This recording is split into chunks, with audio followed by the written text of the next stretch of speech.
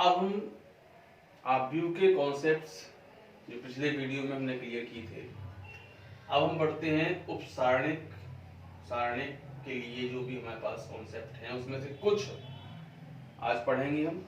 उसके बाद जो मेन उसके टॉपिक्स होंगे उनके बारे में विस्तृत रूप से चर्चा करेंगे। तो डिटर्मिनेंट्स में जो जनरली कॉन्सेप्ट हैं छोटे छोटे वो आप क्लियर कीजिए। परिभाषा कॉन्सेप्ट, ये कभी कभी ऑब्जेक्टिव में आता है, 4 ऑप्शन दिए जाते हैं सारणिक की डेफिनेशन का। तो सारणिक क्या है? सारणिक वर्ग आव्यूह का एक संख्यात्मक मान होता है। आव्यूह का कोई संख्यात्मक मान नहीं होता है, लेकिन सारणिक जो होता है वो वर्ग आव्यूह का संख्यात्मक मान होता है। हम कह सकते हैं कि f सच दैट एक आव्यूह है, उस आव्यूह का जो संख्यात्मक मान वास्तविक होगा वो सारणिक कहलाता है। उस आव्यूह की जो रेंज निकलती है हमारी वो कहलाती है सारणिक। सीधा कह सकते हैं वर्ग आव्यूह का वास्तविक या कोई भी सम्मिश्र मान संख्यात्मक रूप में जो होता है वो सारणिक होता है। क्रम क्लियर हो गया, क्योंकि वर्ग आव्यूह से ही सारणिक बनती है। तो इसके क्रम के लिए क्या होगा? इसमें पंक्ति और स्तंभ की संख्या हमेशा समान होगी, 3x3 4x4, या हम सीधे कह सकते हैं कि सारणिक 3 क्रम की है, मतलब 3 पंक्तियां 3 स्तंभ हैं। उपसारणिक, उपसारणिक क्या होता है? जैसे हमने कोई सारणिक लिखा, सारणिक में आपको मालूम होगा संकेत ये लगाते हैं और आव्यूह में ये संकेत ब्रैकेट टाइप का बनता है। तो उपसारणिक में क्या होता है? जैसे मान लो हमने ये 3x3 की एक सारणिक लिखी। उपसारणिक माइनर जो होता है, ये पहला एलिमेंट है पहली पंक्ति का, तो हम इसको M11 लिखेंगे, दूसरा होगा तो M12 लिखेंगे। ये एलिमेंट, इसका उपसारणिक हमें जब चाहिए है तो इस पंक्ति और इस स्तंभ को छोड़ने के बाद जो बचता है वो हमारा उपसारणिक कहलाता है उस अवयव का। जैसे हम अगर मान लो 4 का उपसारणिक निकालेंगे तो 4 हमारा सेकंड रो में और सेकंड कॉलम में है, तो इन दोनों को हम छोड़ देंगे। ये 4 जो एलिमेंट से हमारा सारणिक बनेगा वो होगा 4 का उपसारणिक। ठीक, क्लियर। उपसारणिक के बाद होता है सहखंड या सहगुणनखंड। सहखंड है ये, सहखंडज नहीं है। सहखंड या सहगुणनखंड, ये मान लीजिए हमने A11 से व्यक्त किया, तो इसमें हम कह सकते हैं जनरली फॉर्मूला क्या होता है? aij इक्वल -1 की power I plus j mij। मतलब क्या होगा कि जिस अवयव का हम सहखंड या सहगुणनखंड ज्ञात कर रहे हैं उसके क्रम के जो पंक्ति और स्तंभ की संख्या है वो यहाँ रखने पर उसका चिन्ह डिसाइड होता है और बाकी काम उपसारणिक का होता है। जैसे मान लीजिए हम इसका सहगुणनखंड निकालने से पहले उपसारणिक निकालते हैं। तो ये कहाँ है? देखो हमारा दूसरी पंक्ति का पहला अवयव है, तो इसको M21 हम लिखेंगे। क्या करेंगे? दूसरी पंक्ति और पहला स्तंभ छोड़ देंगे, बचा 2 3 7 8, ये छूट गया। ये हमारा क्या होगा? ये होगा उपसारणिक। अब सह गुणनखंड क्या है इसी का? A21, तो क्या लिखेंगे? -1 की पावर 2 + 1 I प्लस j 2 3 7 8, तो ये हो जाएगा माइनस हो जाएगा 2 3 7 8। ये है सहगुणनखंड और ये है उपसारणिक। आप चाहें तो इसकी चिन्ह परिपाटी कर सकते हैं। चिन्ह परिपाटी क्या होती है? 3/3 की plus minus plus plus minus plus minus plus minus plus, इस हिसाब से चिन्ह लगाकर भी आप निकाल सकते हैं। जैसे 3 था तो 3 की जगह पर चिन्ह क्या लगता? माइनस का, बाकी उपसारणिक। ये निकलेगा आपका सहखंड या सहगुणनखंड। अब आते हैं हम प्रसार। प्रसार के लिए क्या होता है? इसमें एक चीज हमें आप बतानी है, क्योंकि प्रसार तो जनरली आप लोग कर लेते हैं। जैसे मान लीजिए एक मैट्रिक्स है हमारे पास, एक डिटरमिनेंट्स है 1 1 a12 a13 a21 a22 a23 a31 a32 a33।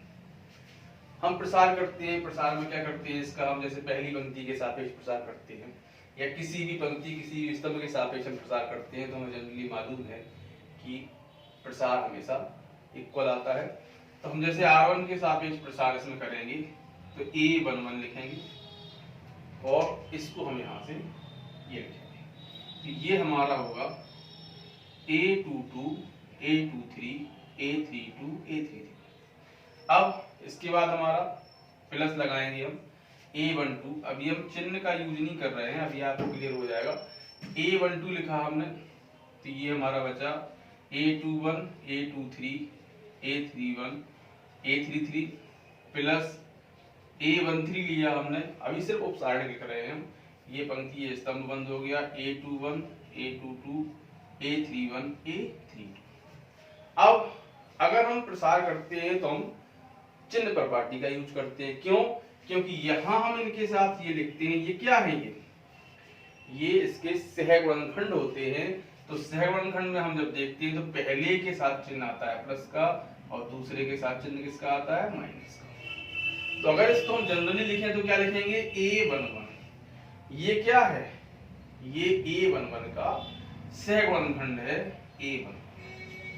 इसी प्रकार A12 प्लस लिया तो माइनस सहित, क्योंकि सहगुणनखंड में क्या आता है, सेकंड का निकाल रहे हैं हम, तो सेकंड का जब हम इसमें निकालेंगे A12 का तो माइनस सहित क्या होता है उसका, क्या होगा, ये A12 7, तो 12 में आप देखेंगे तो हमने भी लिखा था -1 की पावर 1 + 2 M12, तो ये -1 की पावर 3 हो जाएगा, मतलब क्या आएगा, माइनस आएगा, तो ये माइनस हो गया, प्लस A13 और ये भी A13, ये तीसरे एलिमेंट का, तो ये होगा इसका प्रसार। अब इसमें बताना क्या चाहते हैं हम कि जिस पंक्ति के सापेक्ष या जिस स्तंभ के सापेक्ष हम प्रसार कर रहे हैं उस अवयव के साथ उसी अवयव का सहगुणनखंड का मल्टीप्लाई जब होता है तो वो होता है उस सारणिक का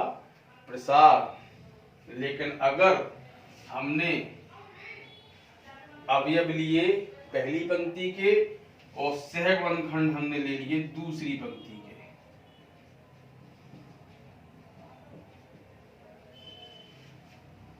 ये अवयव हमारे हैं पहली पंक्ति के और सहगुणनखंड निकाले हमने किसके, दूसरी पंक्ति की, तो इसका जो प्रसार होगा वो हमेशा 0 आएगा। क्यों? क्योंकि हम नियम में पढ़ेंगे कि जब दो पंक्तियां या दो स्तंभ हमारी इक्वल हो जाती हैं, उनके एलिमेंट सेम हो जाते हैं, तो उसका प्रसार हमारा 0 हो जाता है। यही कंडीशन इसमें हमको मिलेगी। आप A21 A22 A23 निकालना है यहाँ से, तो यहाँ जब आप रखोगे तो आपकी जो मैट्रिक्स मिलेगी उसमें कहीं दो पंक्तियां या दो स्तंभ सेम हो जाएंगे, जिससे उसका मान 0 हो जाएगा। तो ये दो जनरल कॉन्सेप्ट जो है आपको याद रखना है, ये बहुत इंपॉर्टेंट है, कभी कभी ये ऑप्शन में आपके पूछे जाते हैं।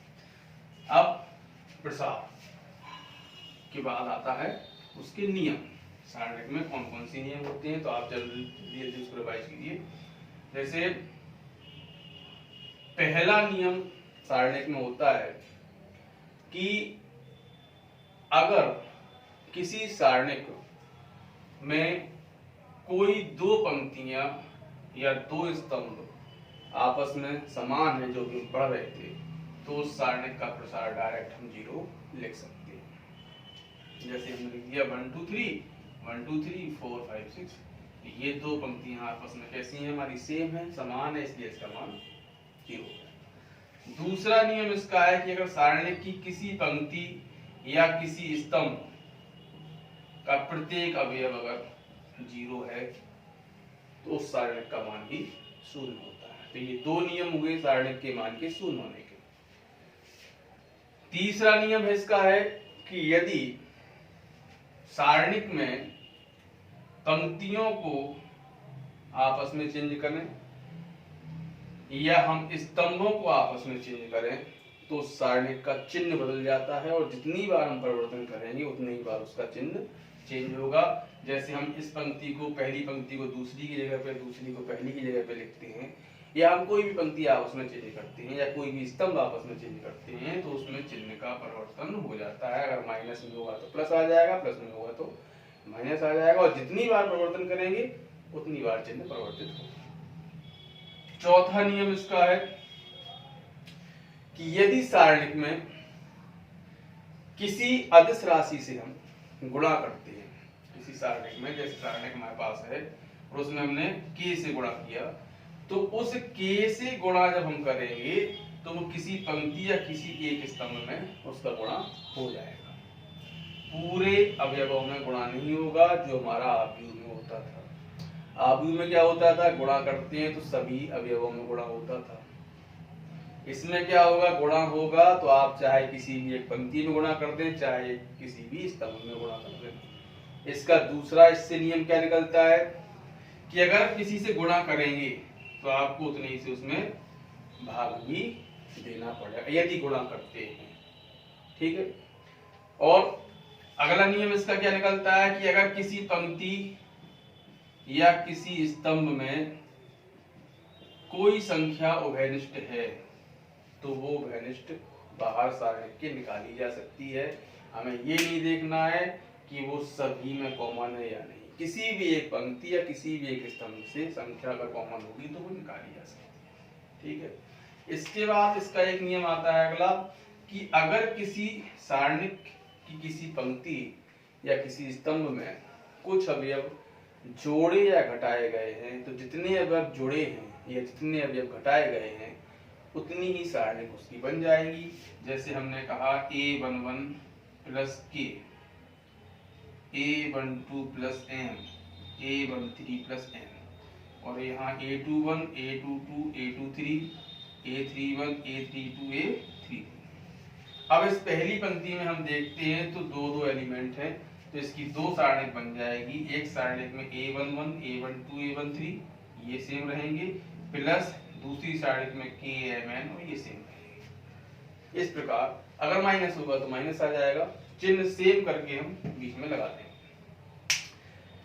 अब इसका जो अगला लास्ट सारणिक का जो नियम है, इंपॉर्टेंट नियम है, वो नियम है कि किसी भी सारणिक का प्रसार करने से पहले हम ये प्रयास करते हैं कि किसी पंक्ति या किसी स्तंभ में दो शून्य मिल जाए जिससे हमें सुविधा हो उसका प्रसार लगाने की। तो इसके लिए जो नियम है वो क्या है कि किसी पंक्ति या किसी स्तंभ में किसी संख्या से गुणा या भाग करके हम किसी अन्य पंक्ति में जोड़ दें या घटा दें या स्तंभ में जोड़ दें या घटा दें तो सारणिक के प्रसार में कोई परिवर्तन नहीं होता है। इसलिए ऐसा हम कर सकते हैं जीरो प्राप्त करने के लिए। करना क्या है, किसी भी पंक्ति में किसी भी संख्या से हम गुणा करके लिखेंगे नहीं, हम जनरली क्या करेंगे, जैसे मान लीजिए ये हमारे पास 2, 4, 6 है, ये 7, 8, 9 है। अब हमें दिखाई दे रहा है कि इसमें इसका दोगुना करके 0 हो जाएगा या ये 0 हो जाएगा, ये 0 हो जाएगा। तो हम क्या लिखेंगे इसमें कि हम चेंज कर रहे हैं दूसरी पंक्ति में, क्या चेंज कर रहे हैं, R2 में से 2R1। प्रोसेस हमने पूरा क्या कर दिया, इसका दोगुना करके इसमें से घटा दिया। तो हम दोगुना करके लिखेंगे नहीं इसको, हम सीधा घटा देंगे, क्योंकि हमने भी बताया था जितने से गुणा करते हैं उतने से भाग करते हैं। लेकिन तब जब हम गुणा करके लिखते हैं तो इसमें गुणा करके लिखना नहीं है हमें इसमें 2 से गुणा करके इसको घटाते जाएंगे सीधा। तो ऊपर की पंक्ति हमने कोई चेंज नहीं किया, इसमें से घटाया 2 से गुणा करके 0, 0, 0, या पंक्ति से पंक्ति में या स्तंभ से स्तंभ में। तो ये हमारा कॉमन सेंस है कि हमें सारणिक में देखना है कि किस प्रकार हमें 2 जीरो मिल रहे हैं। तो इस नियम का यूज करके हम 2 जीरो लाने का प्रयास करते हैं, फिर उस सारणिक का प्रसार करते हैं। आप इस सारणिक के नियम से हमने पिछले मैट्रिक्स के आपको उसमें 3 चीजें बताई थी, सारणिक की क्षेत्रफल, 2 बिंदुओं से ऊपर जाने वाली रेखा का समीकरण और समरेख, वो प्रसार की माध्यम से हम सॉल्व करके उसको निकाल लेते हैं। अब इसके जो मुख्य टॉपिक रह गए हैं उनके बारे में हम अगले वीडियो में चर्चा करेंगे।